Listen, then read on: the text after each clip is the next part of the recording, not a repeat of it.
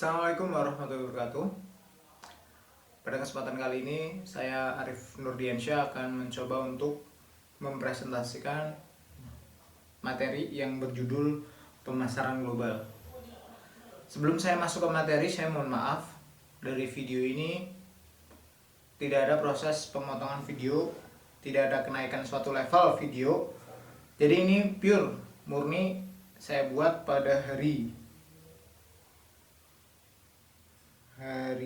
Jumat 12 Juni 2020 jam 13.09.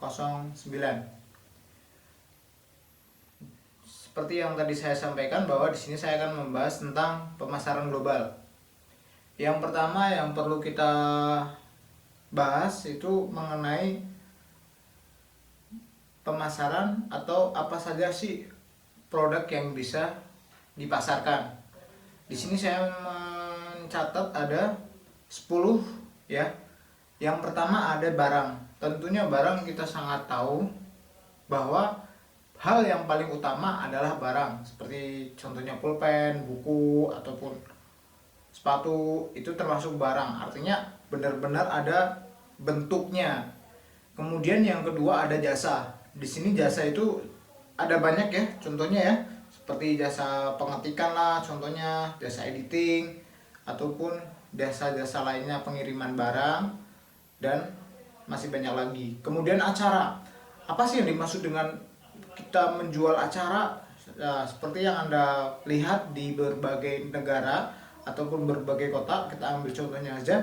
Acara di sini kita ambil acara prewedding lah misalnya, itu dapat dijadikan suatu pemasaran, bisa dipasarkan gitu. Kemudian ada pengalaman. Seseorang semakin banyak pengalamannya, dia semakin punya nilai jual. Sebagai contoh, apabila Anda menjadi seorang manajer ataupun pimpinan perusahaan, ataupun Anda mempunyai perusahaan sendiri, ya tukang Gojek contohnya, kalau Anda ingin merekrut suatu karyawan, Anda tentunya menanyakan daripada pengalaman tersendiri ya, pengalaman daripada orang tersebut, untuk dapat menjadikan kita yakin bahwa dia mampu untuk menjual produk kita. Kemudian yang tadi kalau kita akan membahas masalah pemasaran global, di sini kita masuk ada dua pengertian. Yang pertama kita harus mengetahui daripada pemasaran, dan yang kedua kita harus mengetahui masalah globalisasi. Jadi kalau seandainya teman-teman mau mempresentasikan suatu hal ataupun pelajaran ataupun yang lainnya, harus dipaparkan secara one by one. Jadi jangan langsung kesimpulan pemasaran global adalah pemasaran yang memasuki beberapa negara. Jangan seperti itu. Kita harus memaparkan atau mengasih pengertian dari satu poin ke poin lainnya. Yang pertama kita masuk ke pengertian pemasaran. Pengertian pemasaran adalah konsep yang menyeluruh dari kegiatan usaha yang ditunjukkan untuk merencanakan, menetapkan harga, mempromosikan, dan mendistribusikan barang dan jasa yang dapat memuaskan kebutuhan kepada pembeli yang ada maupun pembeli potensial. Seringkali kita mengartikan bahwa pemasaran itu yang terjadi di pasar atau pasar-pasar daerah lainnya. Namun tidak seperti itu. Kita di sini berbicara masalah perusahaan ya, jangan masalah yang umum. Kita ambil contoh, kita masuk ke kita bosnya aja gitu. Itu pemasaran, di situ pemasar dan pemasaran. Ambil contohnya aja marketing sama sales. Kalau marketing di sini kita samakan dengan pengertian pemasaran. Di situ marketing itu adalah orang yang merencanakan atau menentukan harga, mempromosikan barang sesuai dengan keinginan calon pembeli. Sedangkan kalau si sales itu melaksanakan daripada suatu market. Jadi marketing itu menciptakan market, sedangkan sales itu menjalankan suatu market. Kadang orang mengartikan bahwa marketing dan sales itu satu pengertian, namun itu berbeda. Ya, kalau kalau masih sama pendapat yang seperti itu, tolonglah dicari tahu sumber-sumbernya Oh ya, nanti dalam video ini saya akan mencatat daripada referensi-referensi yang saya gunakan dalam mengerjakan tugas ini. Merencanakan. Jadi merencanakan suatu market atau segmentasi. Dan pemasaran itu harus ada segmentasinya kepada siapa produk yang akan kita tujukan. Contohnya saja suatu alat fitness. Alat fitness kita pasarkan kepada orang yang mempunyai badan yang kekar, badannya sudah six-pack atau badannya sudah jadi.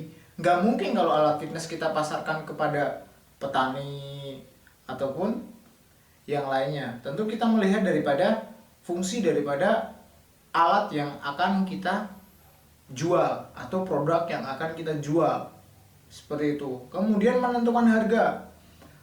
Ambillah contoh suatu perusahaan Indomart atau Alfamart. Mereka membuka lahan atau membuka perusahaannya, itu mereka melihat daripada sumber daya manusia, tidak asal mendirikan. Ya, mereka melihat dulu, mereka mensurvei dulu bagaimana caranya agar mereka mendirikan suatu perusahaan itu bisa stabil dengan sumber daya manusia yang ada di daerah tersebut. Sampai sini pahamnya pengertian daripada pemasaran. Dan yang berikutnya yaitu kita masuk pada pengertian globalisasi. Pengertian globalisasi di sini bisa diartikan daripada di mana kita disuruh untuk mencari informasi atau eranya informasi yang mana sangat berpengaruh cukup besar dalam dunia pemasaran. Nah, dalam dunia pemasaran yang globalisasi, kita didorong untuk mencari informasi yang cukup padat, mencari informasi yang dapat menguntungkan daripada produk yang akan kita jual. Artinya apa? Kita kalau ingin merasakan ataupun menggunakan ataupun memperluaskan usaha, kita harus menggunakan sumber ataupun informasi yang bisa dijangkau dari orang lain.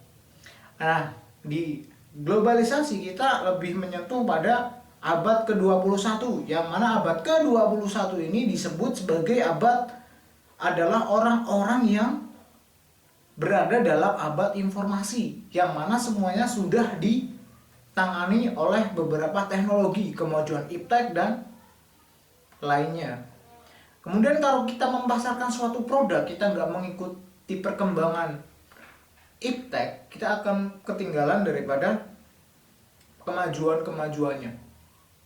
Dari pengertian keduanya kita dapat menyimpulkan. Nah, kalau dari dua ini sudah dikasih pengertian, kita bisa menyimpulkan bahwa pemasaran global adalah pasar di mana terdapat perusahaan-perusahaan yang berpotensi lebih dari satu negara untuk memperoleh keunggulan.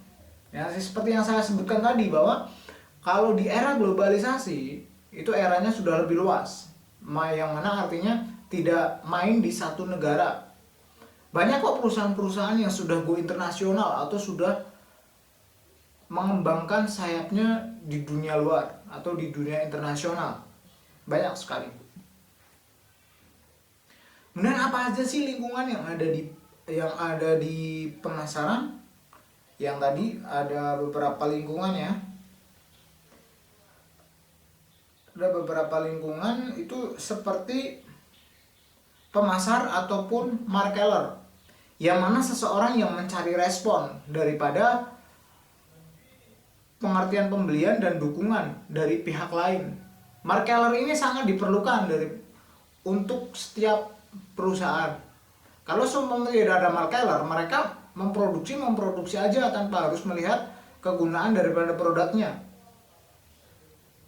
Kemudian setelah mendapatkan nilai, tentunya ada beberapa gerakan daripada perusahaan tersebut. Nah, di pergerakan ini disebut sebagai prospek, yaitu pemberian suatu respon. Di sini pentingnya ada feedback daripada perusahaan ke konsumen.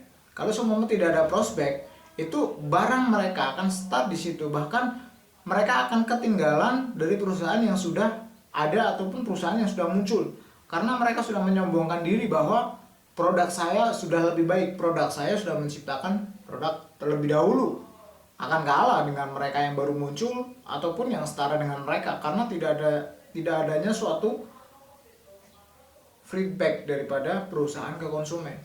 Ini penting sekali kalau kita seumpama kita menjadi seorang pengusaha restoran, kita yang menyajikan, kita tanya kurangnya apa Pak, tuh ya, apa yang harus kita perbaiki, bagaimana pelayanan kami Pak. Itu adalah suatu feedback yang begitu nyata. Kemudian yang ketiga maksud saya, ada tempat di mana pembeli dan penjual berkumpul untuk membeli dan menjual barang. Nah, ini yang dimaksud dengan pasar. Nah, seperti itu ya, ada pelaku dalam pemasaran. Dan ada 5 dasar atau alur hubungan sistem dan pemasaran. 5 alurnya di sini ada banyak sekali, seperti pasar sumber daya, pasar konsumen, pasar perantara, ada pasar produsen, di tengah-tengahnya itu ada pasar pemerintah. Ini kalau nggak ada slide-nya agak susah ya, karena saya menerangkan ya depan saya laptop, saya masih manusia biasa yang bisa membaca lah gitu ya. Kalau seumpama itu ya nanti saya tayangkan di video yang berikutnya. Nah, kalau semua pasar sumber daya larinya ke pasar produsen, dia akan menciptakan beberapa sumber daya, larinya ke sumber daya ya, seperti itu. Kemudian ke pasar konsumen, lari ke dalam pasar sumber daya, itu dapatnya juga sumber daya. Ini agak susah ya guys. Kemudian berikutnya ada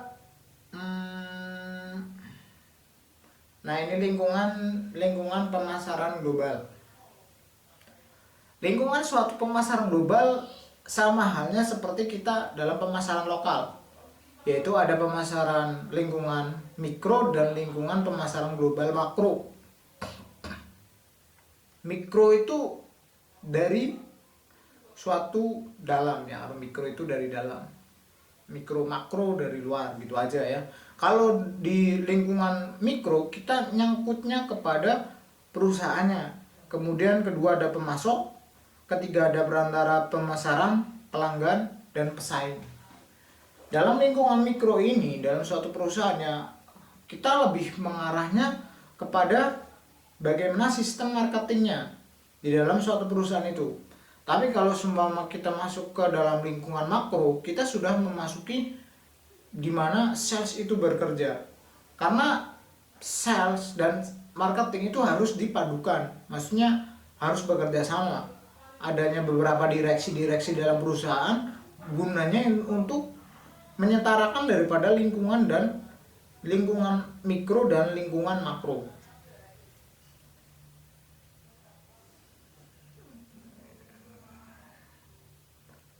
Ya seperti itu aja. Nanti saya itu namanya cantumkan beberapa referensi daripada materi yang saya bawakan. Apabila ada pesan ataupun request lah bahasanya, kalau kalian ingin, Mas tolong presentasikan masalah ini, nanti insya Allah saya buatkan. Terima kasih ya untuk perhatiannya, saya ucapkan terima kasih banyak. Jangan lupa like, subscribe ya, dan komen untuk supaya saya lebih semangat lagi dalam pembuatan channel yang ya bagi-bagi ilmu aja ya.